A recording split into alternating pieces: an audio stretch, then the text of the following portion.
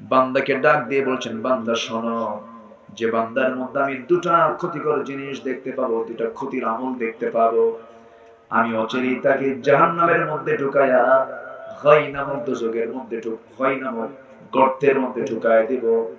গাইয়ান একটা জাহান্নামের গর্ত, এত ভয়ানক গর্ত, যে গর্তের ব্যাপারে তাফসীর এসেছে জাহান্নাম পর্যন্ত হয় গর্তটাকে জাহান্নাম নিজেই ভয় পায়।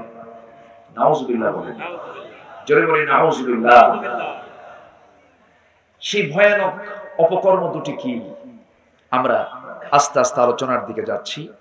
এরপরে আবার আল্লাহ তাআলা বলছেন, তবে হ্যাঁ, যাদের মধ্যে আমি আবার তিনটা জিনিস পাবো, আমি তাদেরকে আবার এমন একটা জান্নাতে ঢুকাবো যে জান্নাতে কোনো জুলুম থাকবে না।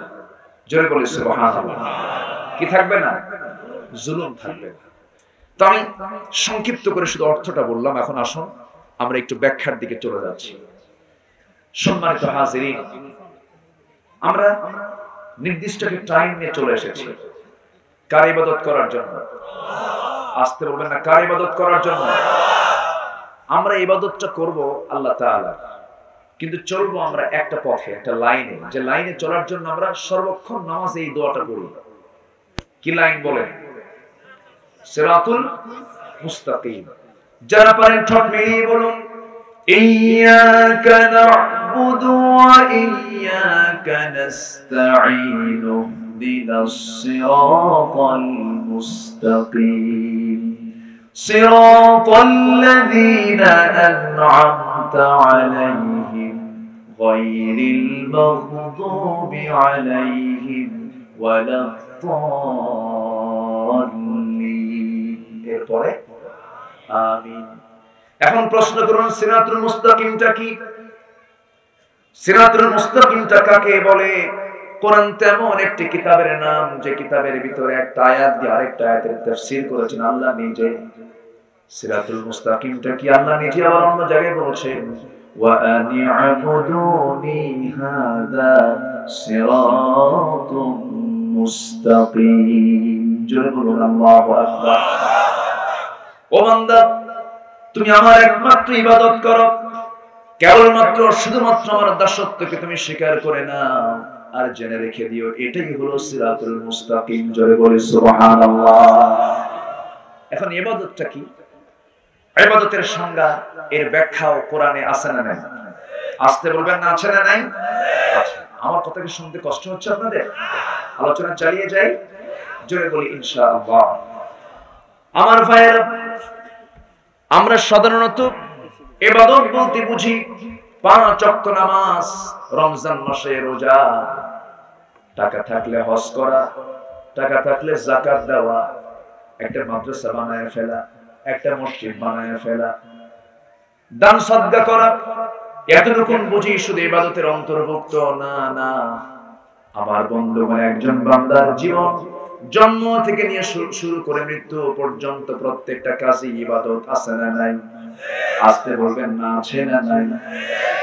এমনকি আমি আমার স্ত্রীর সঙ্গে যে কথাটা বলবো, ওটা যদি মিষ্টি ভাবে কথা বলি, ইসলাম তো এমন একটি দিনের নাম, মুস্কি হাসি মারলেও ইবাদত বলে গণ্য হয়ে যায়। একটা মুস্কি হাসি দিচ্ছেন, এটাও ইবাদত। ইসলাম তেমন একটি দিনের নাম যেখানে কোন কাজ ইবাদতের বাইরে নাই, সব ইবাদত।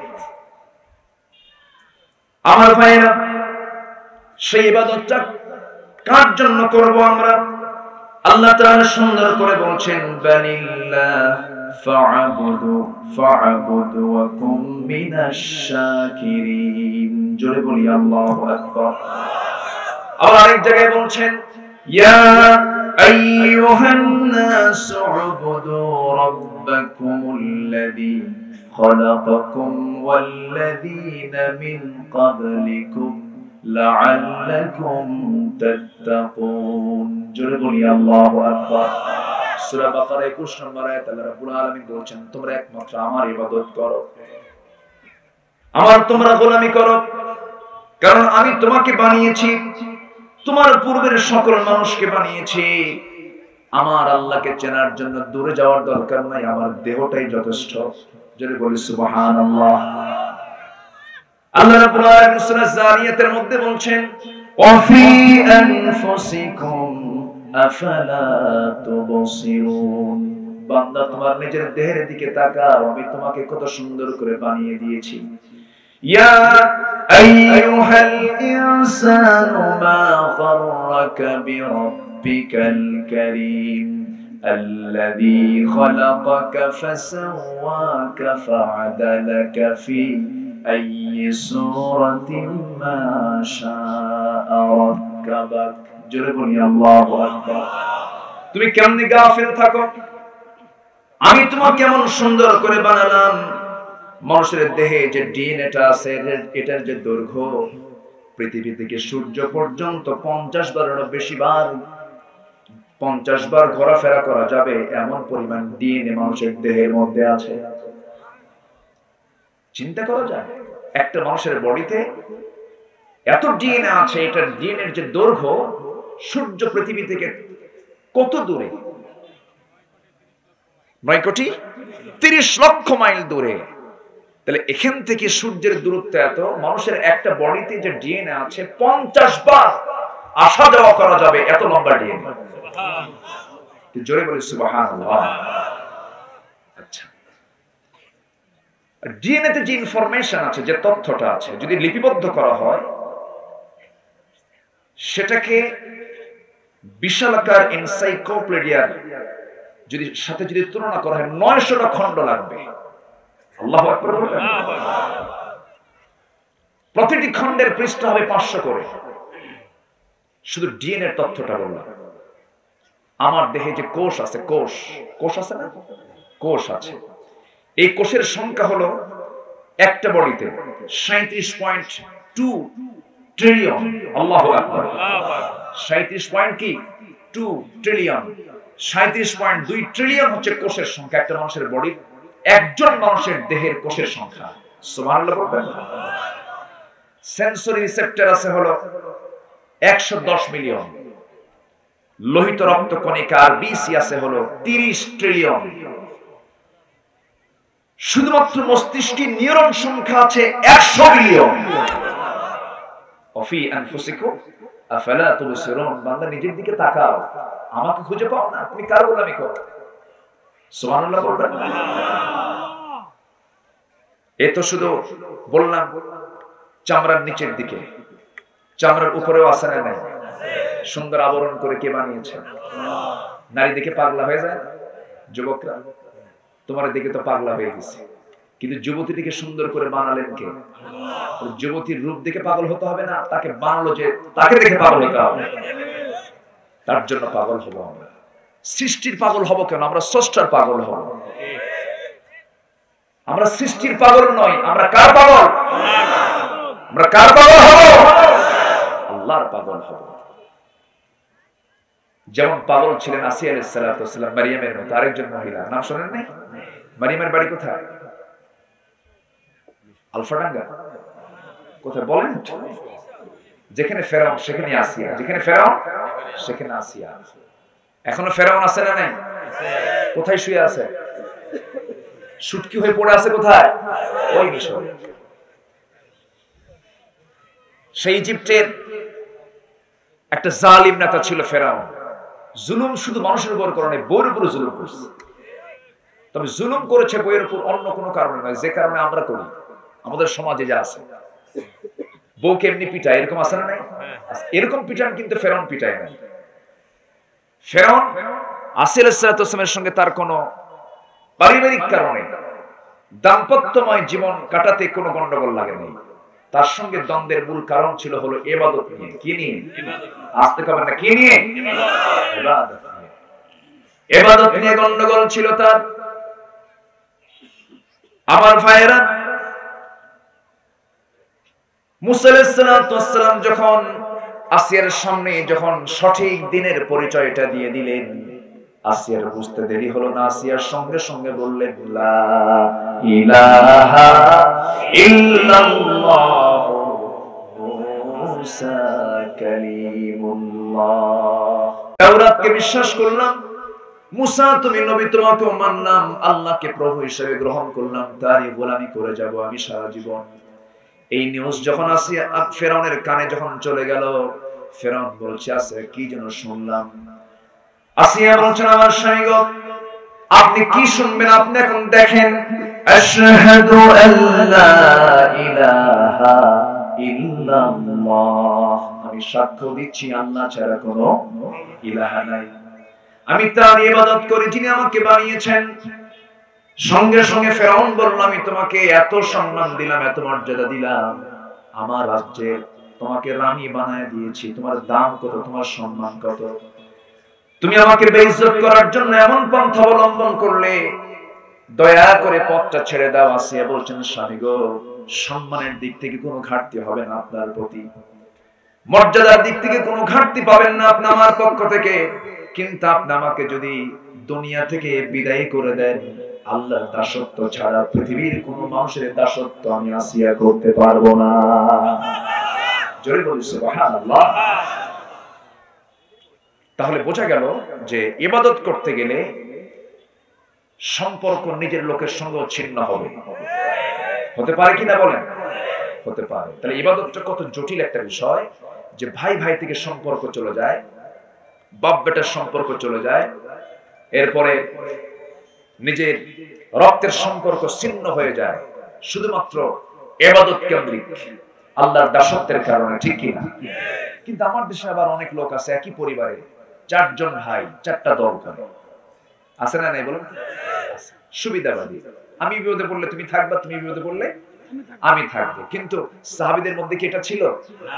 আসতে বলবেন না, ছিল? আসিয়া আলাইহিস সালাম কি এই চেতনায় বিশ্বাসী ছিলেন?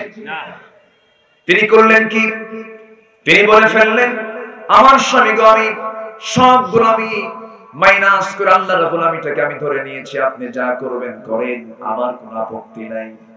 ফেরাউন এত বড় জালিম ছিল, এই পৃথিবীতে প্রথম খুনের রাজনীতি চালু করেছে ফেরাউন।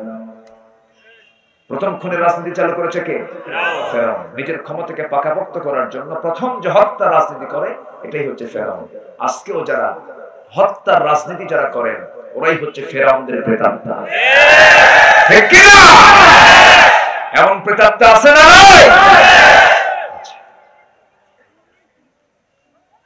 আমার বন্ধুগণ, ফেরাউন কত বড় জালিম হতে পারে, অকুন্তা মিনাল মুফসিদিন, কত বড় ফাসাদ সৃষ্টিকারী হতে পারে। শেষ পর্যন্ত নিজের বাড়ির বউকে পর্যন্ত সে বাঁচালো না, বলল তোকে মেরে ফেলবো। মন্ত্রিসভার বৈঠক ডাকলো, ফিরআউন ওয়া হামানা, হামানদের ডেকে নিয়ে সিদ্ধান্ত নিয়ে নিল বউকে মেরে ফেলবো, কেমন করে? জাল্লাদ ডাকো। জাল্লাদ ডাকা হলো। তাফসীর এসেছে মাথার চামড়া গুলো লোহার চিরুনি দিয়ে টেনে টেনে নিচের দিকে নামানো হলো।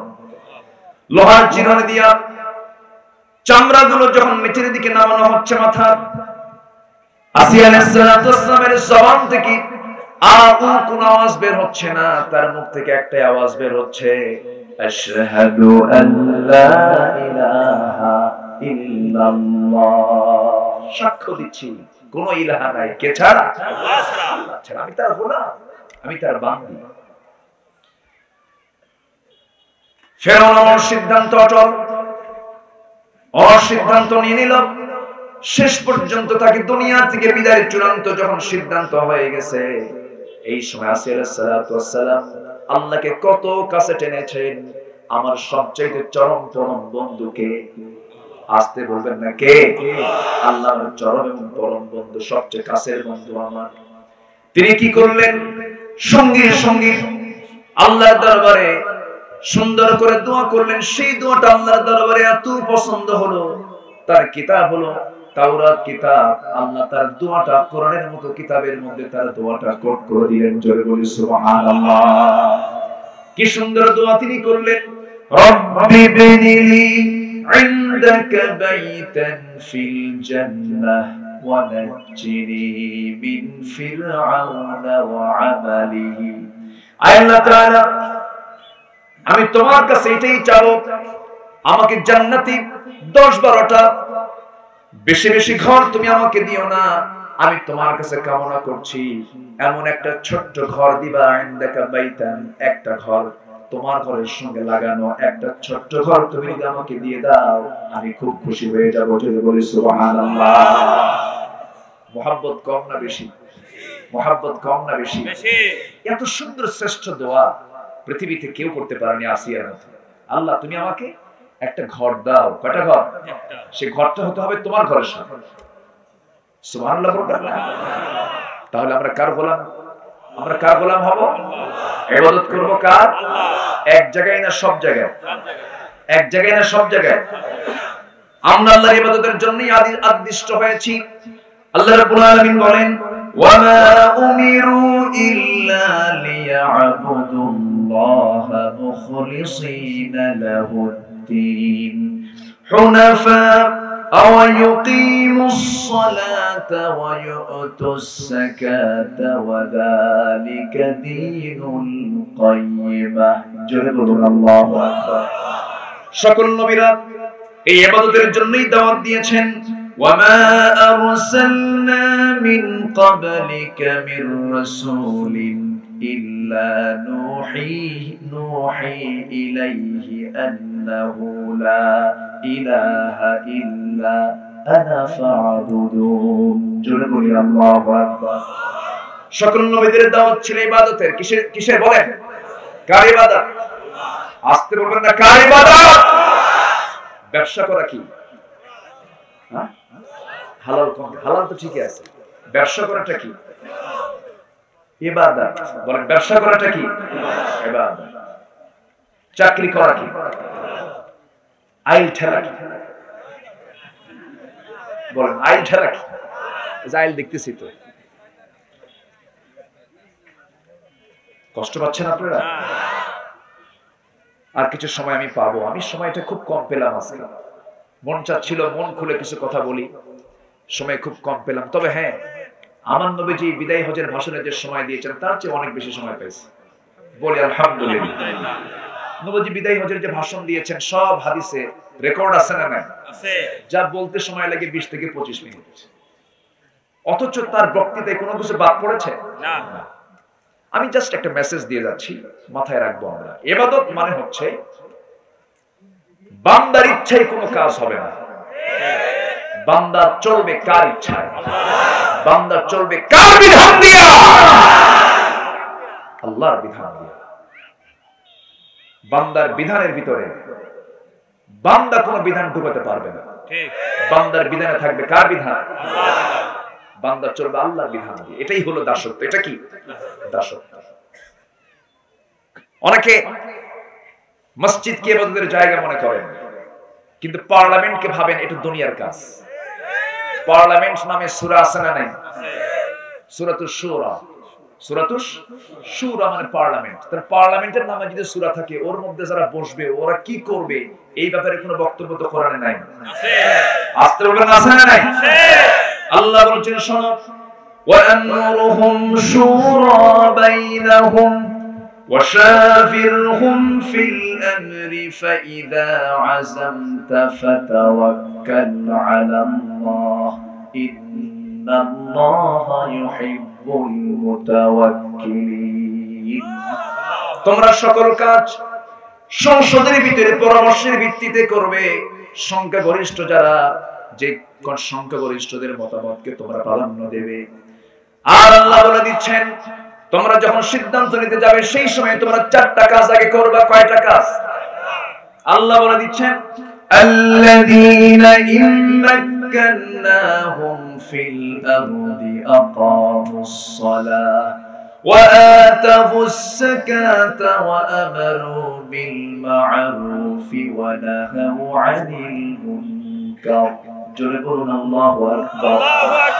দুনিয়ার জিন্দেগিতে আমি যাদেরকে রাষ্ট্রীয় ক্ষমতা দেব, যাদের হাতে পাওয়ার থাকবে, যাদের কণ্ঠবটে আইন পাস হবে, তারা 4টা বিষয়কে পাস করে ফেলবে। নাম্বার 1 হলো নামাজকে কায়েম করবে। নামাজ কি করবে? কায়েম করবে। যাকাত আদায় করবে। সৎ কাজের আদেশ দেবে, অসৎ কাজে বাধা দেবে। আমার দেশে মাহফিলও আছে, যাত্রাও আছে না নাই? আস্তে বলবেন না আছে না নাই? একই সভাপতি, যাত্রা কমিটির সভাপতি আবার মাহফিল কমিটির সভাপতি। আছে আছে আছে। ওরা ভাবে যে আল্লাহ তো খুশি করলামই, শয়তান আবার বেজার করার কি দরকার? শয়তানকেও খুশি রাখে। এরকম অ্যাডজাস্ট করে আপনি আল্লাহকে খুশি করতে পারবেন না। গোটা দুনিয়ার সকল মানুষের উপরে যদি জরিপ করা হয়, তাদের নিজস্ব ধর্মকে মানুষ কতটুকু পালন করে, এটার উপরে যদি একটা জরিপ করা হয়, আমার একটা জরিপ আমি আমার যতটুকু বুঝেছি, পৃথিবীতে জনসংখ্যার দিক থেকে 1 নম্বর ধর্ম, সংখ্যাগরিষ্ঠতার দিক থেকে হলো বৌদ্ধ, এরপরে হলো খ্রিস্টান, এরপর হলো মুসলিম, এরপরে হিন্দু, এরপর এটসেট্রা আরো আছে।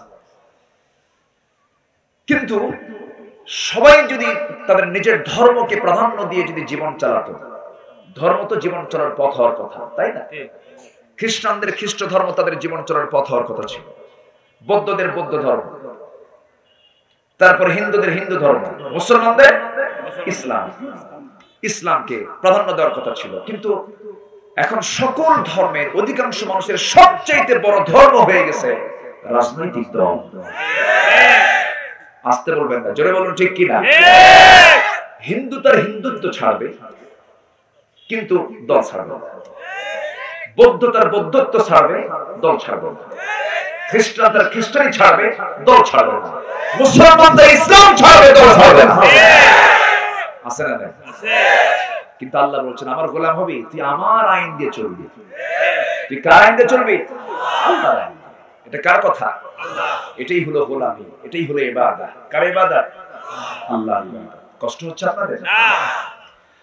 আল্লাহ তাআলা সূরা মারইয়ামের 59 নম্বর আয়াতে বলছেন, দুইটা ইবাদতকে যারা লঙ্ঘন করবে, দুটি কাজকে যারা লঙ্ঘন করবে, আমি তাদেরকে গাই নামক জাহান্নামের গর্তের মধ্যে ঢুকাবো।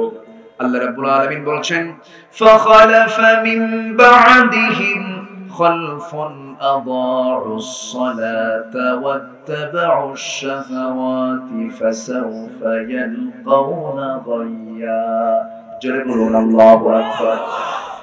যে সমস্ত বান্দা নামাজকে নষ্ট করবে, কি নষ্ট করবে? নামাজ। আমরা কি নামাজ পড়ি না নষ্ট করি?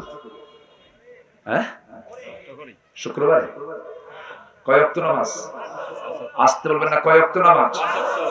আমার দেশের অধিকাংশ মুসলমান নামাজি না বেনামাজি? বেনামাজি মুসলমান, বেনামাজি মুসলমান। এখন তাহলে বলেন তো, বেনামাজি আবার মুসলমান পরিচয়, এটা একটা বিশাল জটিল একটা বিষয় না? বলেন তো, আমার দেশের নামাজি বেশি না বেনামাজি বেশি? বেনামাজি মুসলমান বেশি না নামাজি মুসলমান বেশি? বেনামাজি মুসলমান, নামাজ নাই কিন্তু মুসলমান। একটু চিন্তা করতে হবে কিন্তু। তাহলে সে মুসলমান কি কাজের না অকাজের? কাজের না অকাজের? অকাজের যারা হবে, আল্লাহ তাআলা তাদেরকে জান্নাত দিবেন না জাহান্নাম দিবেন? জাহান্নাম দিবেন। আর যারা কাজের বান্দা হবে তাদেরকে কি দিবেন? জান্নাত দিবেন। আল্লাহ তাআলা বলেন, ইন্নাল্লাযীনা আমানু ওয়া আমিলুস সালিহাতি কানাত লাহুম জান্নাতুল ফিরদাউসি নুজুলা। জোরে বলুন আল্লাহু আকবার। ঈমান যারা আনবে, আমল সালিহ যারা করবে, আমি তাদেরকে জান্নাতুল ফিরদাউসের মেহমান বানাবো, যেখানে ঢুকলে আর কেউ বের হতে পারবে না, এমন জান্নাত আমি তাকে দিয়ে দেব। জোরে বলি সুবহানাল্লাহ। কাজের বান্দা আমরা হব। কাজের বান্দা যদি না হই, তাহলে আমাকে আপনাকে আল্লাহ তাআলা জাহান্নাম শুধু নয়, এমন একটা জাহান্নামের গর্তে দিবেন যে গর্তকে জাহান্নাম নিজেও ভয় পায়। সেই জাহান্নামের গর্তের নামটা হলো গাই। বলেন, গর্তের নাম কি? গাই। বলেন, আবার বলেন, গাই। আবার বলেন, গাই। যে গাইকে জাহান্নাম নিজে ভয় পায়, এত ভয়ানক সেই জাহান্নাম সবার সামনে আছে না নাই? আছে। আবার এই গর্তের মধ্যে 6 শ্রেণীর মানুষ ঢুকবে। কয় শ্রেণীর মানুষ? 6 শ্রেণীর মানুষ ঢুকবে। এর মধ্যে 1 নম্বর শ্রেণী হলো, ওইদিকে তো দুটা কারণ আছে, নামাজ যারা নষ্ট করবে, ওয়াত্তাবাউশ শাহাওয়াত, যারা প্রবৃত্তির দাস হবে, নফসের তাবেদারি করবে, মন যা চাবে তাই করবে। এরকম কিছু লোক আছে না নাই? মন যা চায় তাই করে ফেলে। এটা কি ইমানদারের কাজ? ইমানদার কি কাজ করতে পারে? ইমানদার করবে মন যা চাবে না আল্লাহ যা চাবেন? কি মন যা চাবে না আল্লাহ যা চাবে? আল্লাহ যা চাবে বান্দা সেটাই করবে। এই দুইটা কাজের জন্য সরাসরি কোরআনে আসছে তাদেরকে জাহান্নামের খাই নামক গর্তের মধ্যে দেওয়া হবে। আর তাফসীরে কুরতুবীর মধ্যে এসেছে আরো 6টা কাজ যাদের মধ্যে পাওয়া যাবে তারা এই খাই নামক গর্তের মধ্যে প্রবিষ্ট হবে। নাম্বার 1 হলো যে জিনাকার জিনা করতে করতে এক্সপার্ট হয়ে গেছে, পাকা জিনাকার, বুড়া জিনাকার। আমার দেশে নাই তো? আছে। আসতে বলবেন না, আছে না? নাই। শাইখুজ জানি, শাইখুজ জানি আরবির মানে জাস্ট রাসূলের মুখ থেকে এটা বের হয়েছে। আর শাইখুজ জানি, শাইখুল ইসলাম বলে না? শাইখুল ইসলাম মানে শাইখুল হাদিস, হাদিসের বুড়া। আর শাইখুজ জানি হলো জিনার বুড়া। লা ইয়ানজুরুল্লাহু ইয়াওমাল কিয়ামা, আল্লাহ তাআলা সমস্ত জিনাকারের দিকে তাকাবেন না কিয়ামতের দিন। এত মারাত্মক ওই সমস্ত বৃদ্ধ জিনাকার যারা, আল্লাহ তাদেরকে জাহান্নামের একটা কেভ অফ হেল, জাহান্নামের যে একটা গর্ত, সেই গর্তের নাম হলো গাইব। ওয়াইল নামক একটা দোজখ আছে, আছে না নাই বলেন তো? আচ্ছা, একটু পরে আসতেছে। ওয়াইল নামক একটা গর্ত আছে। ওয়াইলটা পাবে কারা?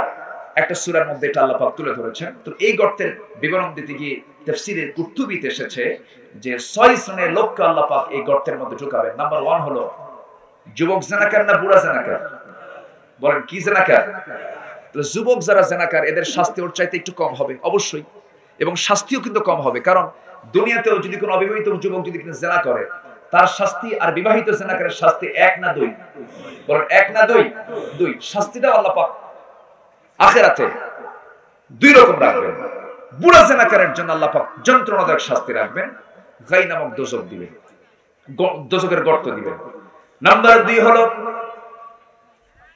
যে মদ্যপায়ী, মদ্যপান করতে করতে পাকে গেছে, মদ্যপান ছাড়তে পারে না, এমন জাতীয় মদ্যপ আছে না নাই বলেন? মাত্র 3 দিন আগে 4 দিন আগে একটা ভূমিকম্প হয়ে গেছে। সবাই টের পাইছেন কিনা জানি না। সবাই কি টের পাইছেন? যারা ফজর পড়েছেন তারা টের পেয়েছেন, যারা জাগা ছিলেন তারা টের পেয়েছেন। আমি সেই দিন নামাজ পড়ি, সবেমাত্র একটু বিছানার দিকে যাচ্ছিলাম, ঘুমাবো, রাতের বেলা ঘুমাই না, হঠাৎ করে দেখি খাটটা নড়ে। ভাবলাম কেউ নড়ায় নাকি, কিন্তু না, আসলেই নড়ে।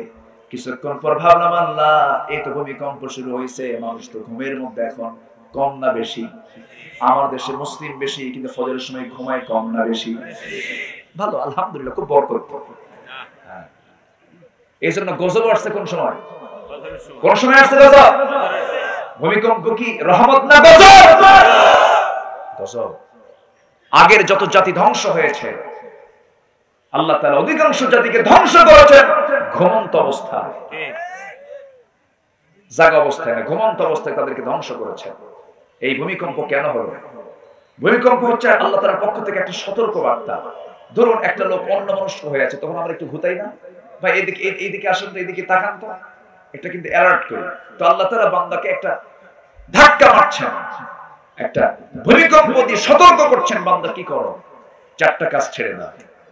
ভূমিকম্পের মোটামুটি 4টি কারণ। কয়টা কারণ? এর মধ্যে একটা হলো এই যে দুটো বললাম, এর মধ্যে একটা হলো জিনা যখন সমাজে বেড়ে যাবে। এখন জিনা আছে না নাই? দুনিয়াতেও গজব আছে, আবার মরার পরও গাই নামক গর্ত আছে। নাম্বার 2 হলো মদ যখন বেড়ে যাবে, মদ্যপান যখন সমাজে বেড়ে যাবে, মদের সাইলাব হয়ে যাবে, তখন ভূমিকম্প আসবে। তাহলে দুনিয়াতেও গজব, আখিরাতেও গজব। আমার ভাইয়েরা, ভূমিকম্পের 4টা কারণ। নাম্বার 1 হলো মদ্যপান বেড়ে যাবে, জিনা বেড়ে যাবে, গান বাজনা তো মাশাআল্লাহ কমে গেছে। আস্তে কবেন না, আছে না নাই? কোন জন এক বুদ্ধিজীবী কয়েকদিন আগে বললেন, কি জীবী? কি জীবী? বুদ্ধিজীবী। 16 জিবি, 32 জিবি, 56 জিবি না কি জিবি আছে? 64 জিবি, 128 জিবি, আর এর নাম হচ্ছে বুদ্ধিজীবী। বুদ্ধিজীবী বলে যে দেশের যাত্রা, পালা যাত্রা, লোকসঙ্গীত, এই সমস্ত ঐতিহ্য শত বছরের আবহমান কাল ধরে চলে আসে, এই সমস্ত ঐতিহ্যগুলো আজকে হারিয়ে যাবার পথে। এগুলোকে আবার জাগাতে হবে, প্রয়োজনে ওয়াজ মাহফিল বন্ধ করতে হবে। ওয়াজ মাহফিল নাকি এগুলো সবচেয়ে বড় বাধা। যে সমস্ত ব্যক্তির মুখ থেকে এই জাতীয় কথা বের হয়, ভালো চালু হবে, মন্দ বন্ধ হবে। ঠিক কি না? তাআওয়ানু আলাল বিররি ওয়াত তাকওয়া ওয়া লা তাআওয়ানু আলাল ইসমি ওয়াল উদওয়ান। ভালো কাজ সহযোগিতা করো, খারাপ কাজ বন্ধ করো। খারাপ কাজ কি করো? বন্ধ করো। কার হুকুম এটা? আল্লাহর হুকুম। আমরা কাজ চালিয়ে যাব সত্যের পথে। জোরে বলি ইনশাআল্লাহ। ইনশাআল্লাহ। চোখ তুলে নেবে, ইশারা করে হেঁটে হেঁটে সামনের দিকে এগিয়ে যাব। হাত কেটে ফেলবে, পা দিয়ে চলবে। পা কেটে ফেলবে, হামাগুড়ি দিয়ে চলবে। যতক্ষণ এই দেহে প্রাণ আছে আল্লাহর হকের পক্ষে দাওয়াত দিয়ে যাব। রাজি আছেন সবাই? রাজি আছেন? একটা হাত তুলে দেখা।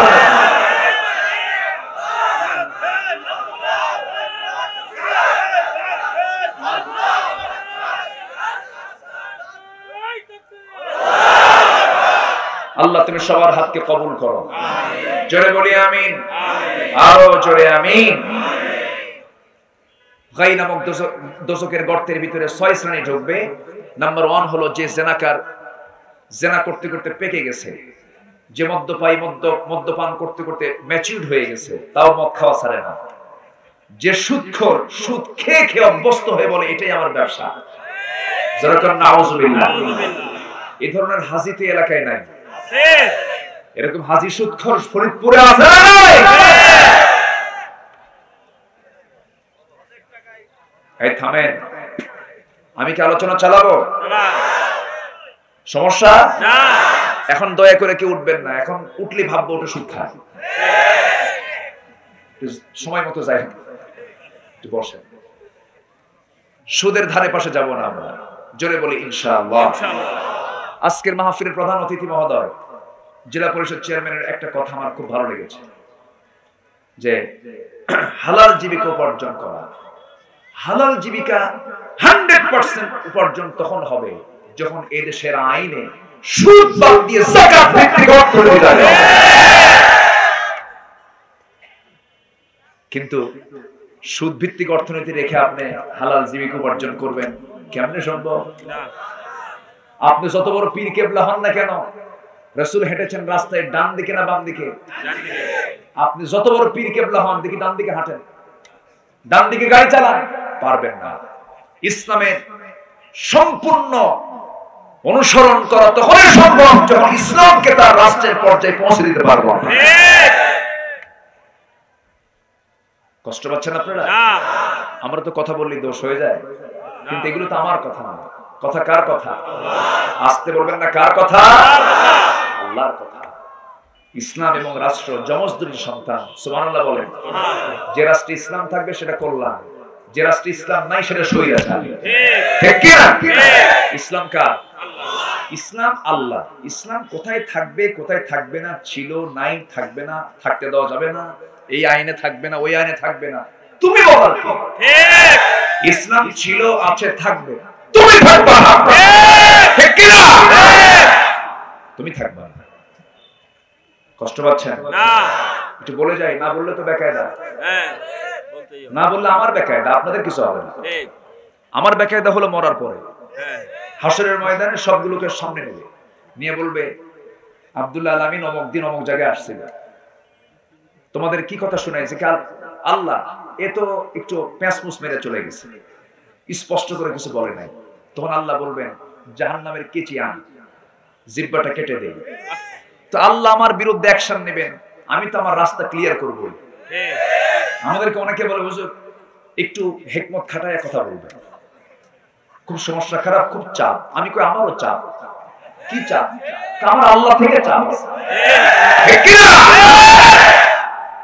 আমরা হককে মাইনাস না করি। ওয়াতাওয়াসাউ বিল হক ওয়াতাওয়াসাউ বিস সাবর। চারটা কাজে সফলতা। জোরে বলি সুবহানাল্লাহ। আমরা হক নিয়ে থাকবো। জোরে বলি ইনশাআল্লাহ। ইনশাআল্লাহ। কষ্ট পাচ্ছেন আপনারা? না। আচ্ছা, কোন গর্ত বলেন তো? বলেন। গাই। সুদখোরকে আল্লাহ রাব্বুল আলামিন শুধু জাহান্নাম দিয়ে ক্ষান্ত হবেন না, ওই গাই নামক দোজখের গর্তের মধ্যে ঢোকায় দিবেন। নাম্বার 4 হলো যে সন্তান পিতামাতাকে খেদমত করে না। এমন সন্তান তো বাংলার জমিনে খুঁজে পাওয়া খুব মুশকিল। হ্যাঁ, বাপ মা বুড়ো হয়ে গেলে শিশু হয়, কি হয়? দেখবেন খালি দুর্নাম করবে আপনার, ওকে বলে বেড়াবে, ওকে বলে বেড়াবে আমার বাপ বেটা ভালো না, আছে না? বাপ মা বুড়ো হয়ে গেলে তখন দেখবেন আপনার ছেলে আপনার বিরুদ্ধে কথা বলবে, বলে বেড়াবে, অনেক কথা বলবে আপনার বিরুদ্ধে, আপনি ধমক দিয়ে কথা বলতে পারবেন না। আপনি পাশে বলে বসে এতটুকুই বুঝতে পারবেন, বাবা আমার নামে কাউকে তুমি বলতে যেও না, তোমার ছেলের তো দুর্নাম হয়ে যাবে। মিষ্টি মুখে আপনার কথা বলতে হবে। যত বড় দোষ আপনার বাবা আপনার সামনে করুক না কেন, মা করুক না কেন, আল্লাহ তাআলা কি সুন্দর সাজেশন দিয়েছেন 2000 বছর আগে। ইম্মা ইয়াবলুগান্না ইনদাকাল কিবরা আহাদুহুমা আও কিলাহুমা ফালা তাকুল লাহুমা উফ ওয়ালা তানহারহুমা ওয়া কুল লাহুমা কাওলান কারীমা। জোরে বলো সুবহানাল্লাহ। এখানে কোনো কথা বাদ দেননি আল্লাহ, কোনো কথা বাদ নাই। এর অর্থটাই যথেষ্ট, ব্যাখ্যা দরকার নেই। সুবহানাল্লাহ। তোমার মা অথবা বাবা, একজন অথবা উভয়জনই বুড়া হয়ে গেছে, তোমার সামনে বুড়া অবস্থায় পেয়েছো, বাপ মার খেদমত করবো। বাপ মা শক্ত থাকা অবস্থায় না বুড়া অবস্থায়? বলেন, শক্ত অবস্থায় না বুড়া অবস্থায়? বুড়া অবস্থাতে করতে হবে, কারণ বাপ মা যখন শক্ত তখন আমি দুর্বল, আর আমি যখন শক্ত তখন বাপ মা দুর্বল। সুবহানাল্লাহ বলেন। আল্লাহ তাআলার কথার হিকমত কত সুন্দর। তোমার বাপ মা দুর্বল, তখন তুমি মজবুত হয়ে আছো। দুর্বল বাপ মাকে ধমক দিবা না, শব্দটা করবা না, এবং সুন্দর মিষ্টি কথা বলবা যেন তাদের কলিজাটা ভরে যায়। জোরে করুন সুবহানাল্লাহ। শুধু এরকম মিষ্টি কথা বললেই হবে না, ওয়াকফিদ লাহুমা জানাহাদ দুল্লি মিনার রাহমা। আল্লাহু আকবার। পৃথিবীর কোন ধর্মে এমন সম্মান মর্যাদা বাপ মাকে দেয় না। আজকে সেই ইসলাম ধর্মের অনুসারী মুসলমান অনেক সন্তান কুলাঙ্গার আছে, বাপ মাকে মান দেয় না। আছে না নেই বলেন তো? নিচে R1 হুন্ডা নিয়ে চলে, R1 FZ হুন্ডা নিয়ে চলে, বাপ রিকশা চালায়। বেকুব এগুলো কিছু আছে না নাই বলেন তো? আছে না নাই? এগুলো করা যায়, এগুলো ফরিদপুরে নাই, আছে ফরিদপুরে আছে। কোন পরিবার নাই, সব পুরি আছে তো না। এগুলো যদি সব জায়গায় কোরআনকে বাধ্যতামূলক করে দেওয়া হতো শিক্ষার জন্য, কোন আলেমের বাবাকে দেখতে পাবেন না বৃদ্ধাশ্রমে। আমার দেশে এটা লজ্জার বিষয়, মুসলিম দেশে বৃদ্ধাশ্রম গড়ে উঠেছে আজ, যে বৃদ্ধাশ্রম ইউরোপ আমেরিকার কালচার, সেই দেশে বুড়া মানুষদেরকে বৃদ্ধাশ্রমে রাখে। আজকে আমার দেশে মুসলিম পরিবারের সন্তানরা বাপ মাকে বোঝা মনে করে বৃদ্ধাশ্রমে রেখে আসতেছে। কোথায় এই সমস্ত আচরণ যারা করবে তাদের জন্য কোন গর্ত? ফাসাউফা ইয়ালকাউনা গাইয়া। আমার ভাইরা, নাম্বার 5 হলো যারা মিথ্যা সাক্ষী দেবে। মিথ্যা সাক্ষী তো বাংলার জমিনে নাই, আসতে বলবেন না, আছে না? মিথ্যা সাক্ষী ছাড়া মামলা জমেই না, ঠিক আছে কিনা? মামলা জমতে হলে কি সাক্ষী দরকার? মিথ্যা সাক্ষী। মিথ্যা সাক্ষীতে যিনি রায় দিলেন, আপনি ভাববেন না আপনি দুনিয়াতেও নাজাত পাবেন, আপনি দুনিয়াতেও আপনিও পেছে পড়বেন। যার বাস্তবতা বাংলাদেশের মিল আছে না নাই? যারা মিথ্যা রায় দিয়ে, মিথ্যা সাক্ষী নিয়ে মিথ্যা রায় দিয়েছেন, তাদের বিরুদ্ধে 11 বছরের রায় হয়ে গেছে। এটাই তো বাস্তবতা, এটাই তো বাস্তবতা। আপনি জুলুম করবেন, জুলুমের উপর জুলুম করার কারণে আপনার উপরও জুলুম হয়ে আপনার উপরে তার অপরাধের বাস্তবতা আপনার উপরও ফুটে উঠবে। কে ফুটায় তুলবেন? আল্লাহ ফুটায় তুলবেন। এই মিথ্যা সাক্ষী যারা দেবে, আল্লাহ রাব্বুল আলামিন বলেছেন আমি তাদেরকে গাই নামক দোজখের গর্তের মধ্যে ঢুকাবো। নাম্বার 6 হলো যে নারী অপর সন্তানকে স্বামীর সন্তানে পরিণত করে, অর্থাৎ জিনার কাজে লিপ্ত হয়, এমন মহিলা বাংলার জমিনে নাই, আছে না? আছে, অনেক আছে। পরকীয়া তো এখন অ্যাভেলেবল বিষয়। বিয়ে শাদী করার কি দরকার? পরের বউ এমনি পাওয়া যাচ্ছে। ঠিক, জোরে করে নাউযুবিল্লাহ। করিমগঞ্জে, কিশোরগঞ্জে মাহফিল ছিল আমার। পরকীয়াকে টিকে রাখার জন্য নিজের মেয়েকে খুন করেছে, মেয়ে দেখে ফেলছে। বাপ মা নিজের ছেলেকে খুন করেছে পরকীয়াকে টিকে রাখার জন্য, ছেলে দেখে ফেলছে। এই চিত্রগুলো আজকে আমরা দেখছি, এগুলো থাকতো না ভাই, এগুলো সমাজে আমরা দেখতে পেতাম না, শুধু যদি সমাজের চিত্র যদি কোরআনের চিত্র অনুযায়ী যদি সাজানো হতো, ঠিক কি না? আমরা সমাজের চিত্র সাজাবো কিসের চিত্র দিয়া? কিসের চিত্র দিয়া? কোরআনের চিত্র দিয়ে, তাহলে সব ঠিক হয়ে যেত। আল্লাহ তুমি সবাইকে বোঝার তৌফিক দিয়ে দাও, জোরে বলি আমিন। মন চাচ্ছে আরো কথা বলি, বলবো? প্রয়োজনে নামাজ বাদ, নামাজ আছে না? নামাজ তো পড়তে হবে। সময় খুবই কম পেলাম আজকে, কম পেলাম মানে না কম না, যতটুকু শুনেছি আমরা আমল করব। জোরে বলি ইনশাআল্লাহ, আর জোরে বলি ইনশাআল্লাহ। ভয় করব সর্বক্ষণ কাকে? আল্লাহকে। গতকালকে আমাদের আসরের পরে আলোচনা শুনবেন, শুনতে রাজি আছেন সবাই? মাগরিব পরে, এশার পরে সব শুনবো, এরপরে সারা রাত দেখা যাক, আগামীতে দেখা যাবে। জোরে বলি ইনশাআল্লাহ। আমরা সর্বক্ষণ ভয় পাবো কাকে? আল্লাহকে ভয় পেলে পৃথিবীর কোনো ভয় আমাকে ভয় দেখাতে পারবে না। আমরা কাকে ভয় পাবো? আল্লাহকে। আল্লাহ সবচেয়ে বড় সাক্ষী বানাবো কাকে? আল্লাহকে। আল্লাহকে। সাইয়েদনা আবু বকর সিদ্দিক রাদিয়াল্লাহু তাআলা আনহু, তিনি কিন্তু ব্যবসায়ী ছিলেন, রাষ্ট্রপতিও ছিলেন, ব্যবসায়ী ছিলেন। তো রাষ্ট্রের দায়িত্ব নেওয়ার পরের দিন উনি দোকানদারি করার জন্য চলে গেছেন দোকানে। ওঠে কেন? একটু বসেন 5 মিনিট, আমি শেষ করে দিচ্ছি তো, আর 5টা মিনিট বসেন। তো দোকানদারি করার জন্য দোকানে বসে আছেন। তো কাপড় বিক্রি করেছেন এক কাস্টমারের কাছে। তো 1 বছর পর ওই ক্রেতা কাপড়টা নিয়ে এসে বলতেছে, আবু বকর এই কাপড়টা আমার পছন্দ হয় না, কাপড়টা ফেরত নাও, টাকাটা আমাকে দিয়ে দাও।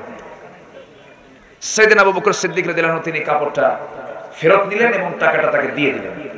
তিনি কান্নায় ভেঙে পড়ছেন, কাঁদতেছেন।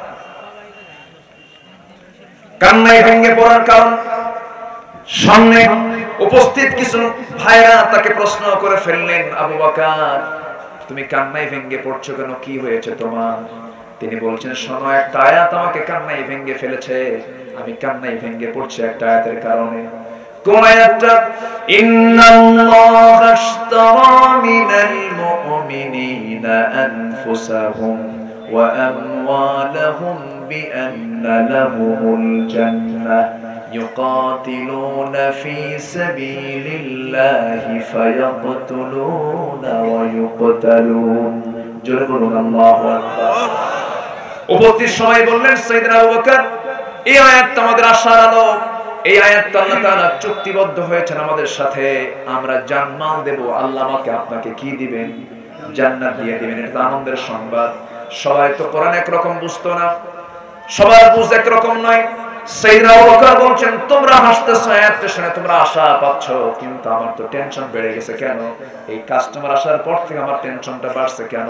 এই কাস্টমারের কাপড়টা পছন্দ হয় না, 1 বছর পরে এসে আমাকে কাপড়টা ফেরত দিয়ে টাকা নিয়ে গেছে। সারা জীবন জিহাদ করলাম, যুদ্ধ করলাম, হিজরত করলাম, রক্ত ঝরালাম, সবকিছু করলাম, ইবাদত করলাম, তাহাজ্জুদ পড়লাম। আখিরাতের জিন্দেগিতে আল্লাহর সামনে যখন হাজির হব, আমার আল্লাহ আমাকে ডাক দিয়ে যদি সেই দিন বলেন, আবু বকর আমার গোলাম এই দিকে আয়, তোর নামাজ, তোর রোজা, তোর হজ, তোর যাকাত একটা পছন্দ হয়, তুই ফেরত নিয়ে যা, তুই ফেরত নিয়ে যা। তখন আমি কোথায় যাব? আমার উপায় কি হবে? আমার আল্লাহ যদি আমাকে এরকম করে ফেরত দিয়ে দেন, আমার আমলনামা নিয়ে তো আমি জান্নাত পাবো না। সুবহানাল্লাহ বলবেন না? আমরা কাকে বন্ধু বানাবো? কাকে বন্ধু বানাবো? আল্লাহকে বন্ধু বানাবো। জীবনে 1 ওয়াক্ত নামাজকেও ছেড়ে দেব না। রাজি আছেন সবাই?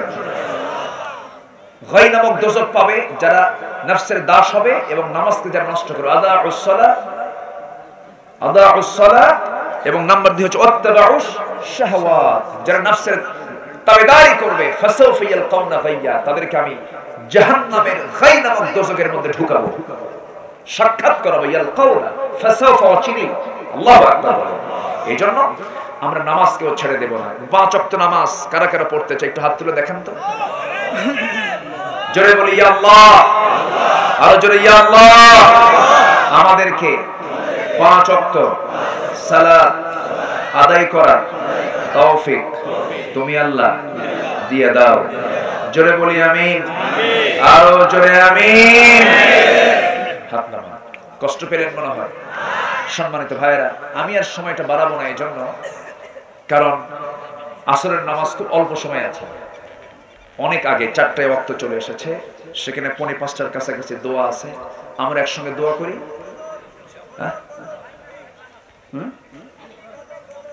গজল শুনবেন? কি গজল শুনবেন? নামাজের পরে আবার কখন করবেন? আর সে সুযোগ হবে না। বলি আলহামদুলিল্লাহ, জোরে বলি আলহামদুলিল্লাহ। ফরিদপুরের মানুষ এত ইসলাম প্রিয়, আমি খুবই খুশি হলাম। বলি আলহামদুলিল্লাহ। নড়েও না, চড়েও না, সব চুপচাপ বসে আছে। বলি আলহামদুলিল্লাহ। জি, আমরা যতটুকু বলেছি আমরা আমল করব ইনশাআল্লাহ। পরিবারে ইসলাম কায়েম করব, জোরে বলি ইনশাআল্লাহ। আমার একটা আলোচনা আছে, পারিবারিক আলোচনা, পরিবার নিয়ে আলোচনা। এটা শুনবেন আপনারা। সূরা হুজরাত থেকে আমি এই বছর কিছু জায়গায় আমি আলোচনা করেছি। একটা পরিবারকে সুন্দর করার জন্য সূরা হুজরাতটাই যথেষ্ট। বলি আলহামদুলিল্লাহ। আলহামদুলিল্লাহ। একটা আলোচনা আছে, আলোচনাগুলো এখন তো অনলাইন চলে এসেছে, দেখার সুযোগ পাবেন। তো আজকে আমি যে বিষয়গুলো কথা বললাম, জাহান্নামের গর্ত কি আমরা নিতে চাই? না। জাহান্নামের গর্ত কি আমরা নিতে চাই? না। আমরা জান্নাত পেতে চাই। কয় নাম্বার? আসতে বলবেন না, কয় নাম্বার জান্নাত? 1 নাম্বার জান্নাত আমরা পেতে চাই। আরেকটা গর্ত আছে, ওয়াইল। আরেকটা গর্তের নাম কি? ওয়াইল। ওয়াইলুল লিকুল্লি হুমাযাতিল লুমাযা। কোন সূরা বলেন তো এটা? বলেন, সূরার নাম কি? সূরা হুমাযা। আমার এক ছোট্ট ভাতিজি আছে, আমাকে বলতেছে, চাচু এই সূরার মধ্যে শুধু দাদার খবর। সূরা হুমাযা, আল্লাযী জামাআ মালাহু ওয়া আদ্দাদা ইয়াহসাবু আন্না মালাহু আখলাদা। তো চাচু এই সূরা শুধু দাদা পাওয়া যায়, নানার সূরা নাই, নানার সূরা। আমি মুস্কি মুস্কি হাসি দিয়ে বলি, আম্মু তুমি তো বুঝতেছো না, এটা যে কত ভয়ানক সূরা। এটা দাদারও না, নানারও না, এটা ওয়াইল নামক গর্তের সূরা। আল্লাহু আকবার। কত মারাত্মক এই ওয়াইল। কার জন্য ওয়াইল? কার জন্য এই ওয়াইল নামক দোষক? যে সামনে পেছনে মানুষের দুর্নাম করে বেড়ায়। এরকম লোক আছে না নাই? এই জন্য ঈমানকে মজবুত রাখার জন্য জবানকে ঠিক রাখার দরকার আছে না নাই? নজর ঠিক রাখার দরকার আছে না নাই? যার জবান ঠিক, যার নজর ঠিক, তার জান্নাত ঠিক।